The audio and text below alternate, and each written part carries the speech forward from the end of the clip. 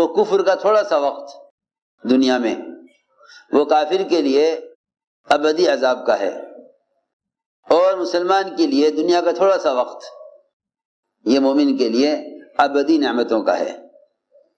میں نے عرض کیا کہ جو شخص دنیا کے اسباب اور ضروریات زندگی کے پورا ہونے کے وسائل کو نعمت سمجھے، حضرت علی فرماتے ہیں کہ اس کے عذاب کا وقت قریب آ گیا اور اس کی عقل جاتی رہی، کیونکہ سب سے بڑی مصیبت وہ کفر ہے۔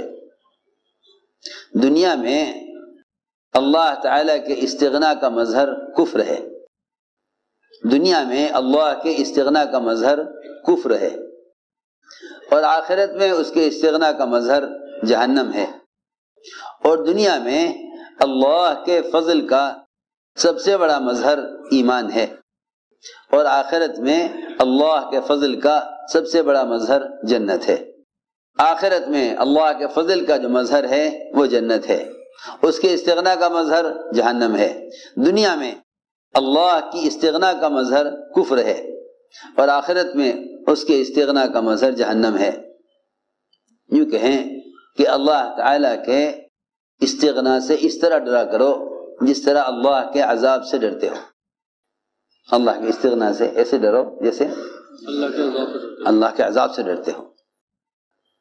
اللہ کے استغنا سے ایسے ڈرا کرو جیسے اللہ کے عذاب سے ڈرنا چاہیے، اس لیے کہ اس کی ذات بہت مستغنی ہے۔ میں نے عرض کیا کہ اگر کسی کافر کے کفر کو دیکھیں تو اس سے اللہ تعالیٰ کے استغنا کا دھیان آئے گا کہ اللہ کی ذات کتنی مستغنی ہے، اللہ کی ذات کتنی مستغنی ہے کہ اس نے ایک انسان کو کفر پر رکھ کر یہ بتلایا ہے ایمان والوں کو کہ مجھے کسی کی وحدانیت اور کسی کی عبادت کی اور کسی سے اپنی بڑائی کے بیان کرانے کی ضرورت نہیں ہے۔ یہ میں عرض کرنا چاہتا ہوں کہ دنیا میں کفر وہ اللہ کے استغنا کا مظہر ہے۔ تو جب اللہ تعالیٰ نے کافر کو دکھلا کر اپنا استغنا سمجھایا مومن کو، تو پھر مومن کے لیے کہاں گنجائش ہے، مومن کے لیے کہاں گنجائش ہے کہ وہ کسی عبادت پر فخر کرے، کسی عبادت پر۔ سنو میں کیا کہہ رہا، اس کو تو ہر وقت اس بات پر اللہ کا شکر ادا کرتے رہنا چاہیے کہ اللہ تیرا کتنا بڑا فضل ہے، تیرا کتنا بڑا فضل ہے کہ تو نے مجھے دنیا میں کفر سے بچا لیا۔ کیوں میں عرض کرتا ہوں، جب آپ کسی ہسپتال میں جا کر بیماروں کو دیکھیں تو ہڈی کے بیماروں کو دیکھیں گے تو آپ کو اپنی ہڈیوں پر اللہ کا شکر اور اس نعمت پر اللہ تعالیٰ کے احسان کا خیال آئے گا۔ جب آپ دماغ کی بیماروں کو دیکھیں گے تو اپنے دماغ کا خیال آئے گا، جب آپ اندھوں کو دیکھیں گے تو اپنی آنکھوں کا خیال آئے گا۔ اللہ اکبر۔ جو بدن مٹی ہونا ہے اور ختم ہونا ہے، جب اس بدن کی بیماریوں کو دوسروں میں دیکھ کر اپنے اعضاء کی سلامتی کو اللہ کا احسان سمجھتے ہو، تو جو کافر ہمیشہ جہنم میں رہے گا اس کافر کو دیکھ کر اپنے ایمان کی نعمت کا خیال کیوں نہیں آتا؟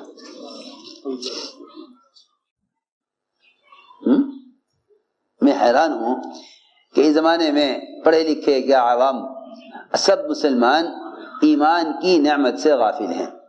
وہ یوں سمجھتے ہیں یہ تو ایک ہماری پیدائشی چیز ہے، حالانکہ آپ دیکھ رہے ہیں کہ یہودی، نصرانی، مشرک اور کافر ہر مذہب کے گھر میں بچے پیدا ہو رہے ہیں، ان کے پیدا کرنے والے، ان کو جننے والے، وہ انہیں اپنے اپنے مذہب کی تعلیم دے رہے ہیں۔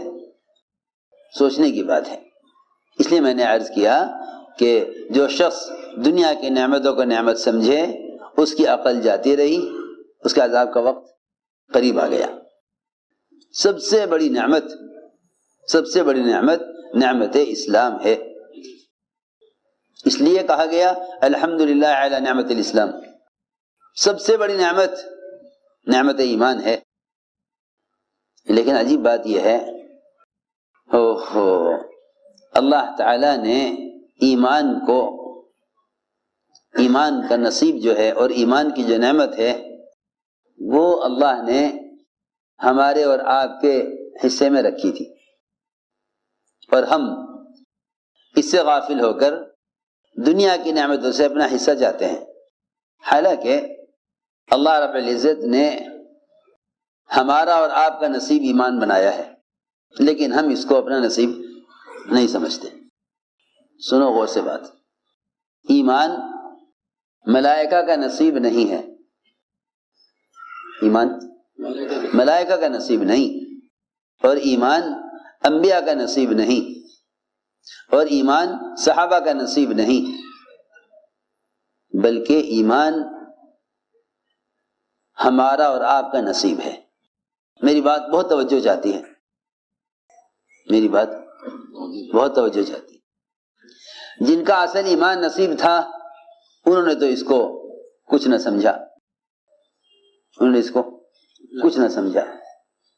ایمان ہمارا اور آپ کا نصیب ہے، ملائکہ کا، انبیاء کا، صحابہ کا نصیب نہیں ہے، کیونکہ حضور اکرم صلی اللہ علیہ وسلم نے ایک مرتبہ فرمایا صحابہ سے کہ یہ بتلاؤ کہ سب سے افضل ایمان کس کا ہے؟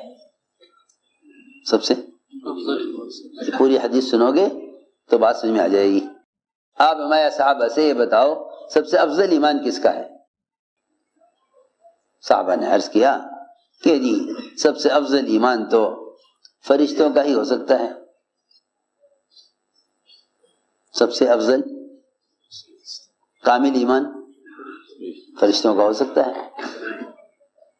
آپ نے فرمایا فرشتوں کا ایمان کیا کمال ہے؟ فرشتوں کا ایمان کیا کمال ہے؟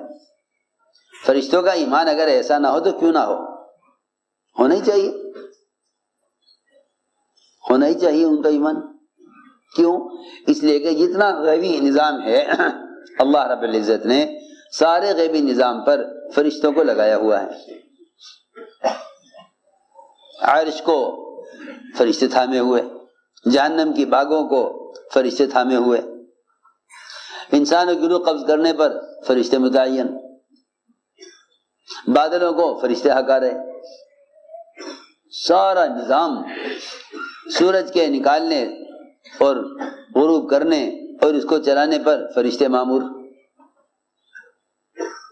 فرشتے، سارا نظام جتنا بھی چل رہا ہے، یہاں تک کہ اگر ایک قطرہ آسمان سے بارش کا چلتا ہے تو اس بارش کے ایک قطرے کے ساتھ ایک فرشتہ ہوتا ہے، اور اس قطرے سے جو دانہ اگے گا اس دانے کے ساتھ وہ فرشتہ لگا رہتا ہے۔ جب وہ دانہ جا کر چکی میں پستا ہے تو یہ فرشتہ وہاں بھی اس دانے کے ساتھ رہتا ہے، پھر جب یہ دانہ پس کر آٹے کی شکل میں آ جاتا ہے تب بھی یہ فرشتہ اس دانے پر مسلط رہتا ہے جب تک اس دانے کو اس شخص کے پیٹ میں داخل نہ کر دے جس کے لیے اللہ نے اس دانے کو مقدر کیا ہے۔ اتنا میں نے عرض کیا کہ سارے نظام غیبی میں فرشتے پھیلے ہوئے ہیں، سارے نظام غیبی میں فرشتے پھیلے ہوئے ہیں۔ تو آپ نے فرمایا کہ فرشتوں کا ایمان کیا کمال ہے، فرشتوں کا ایمان کیا کمال ہے، ان کا ایمان تو ایسا ایمان کا کیوں نہ ہوتا جب وہ سارے غیبی نظام کو اپنی آنکھوں سے دیکھ رہے۔ دوسری بات یہ ہے کہ فرشتوں کا ایمان کیا کمال ہے جب ان کے اجسام میں مادی تقاضے ہی نہیں ہیں، جب ان کے اجسام میں مادی تقاضے نہیں ہیں، ان کے لیے اوامر ہی اوامر ہیں، نواہی ان کے لیے نہیں ہیں۔ کیوں نواہی؟ اس لیے نہیں ان کے لیے کہ ان کے بدن میں بشری اور انسانی تقاضے ہی نہیں ہیں، ان کے بدن میں بشری تقاضے نہیں ہیں، ان کے اندر بشری تقاضے نہیں ہیں، سارے اوامر تو انسانوں کے لیے ہیں، سارے نواہی انسانوں کے لیے ہیں۔ نیند کا تقاضا رکھا اللہ نے، نماز فرض کر دی، مال کا تقاضا رکھا، زکوٰۃ فرض کر دی، شہوت کا تقاضا رکھا، زنا حرام کر دیا، بھوکا پیاس کا تقاضا رکھا، روزہ فرض کر دیا۔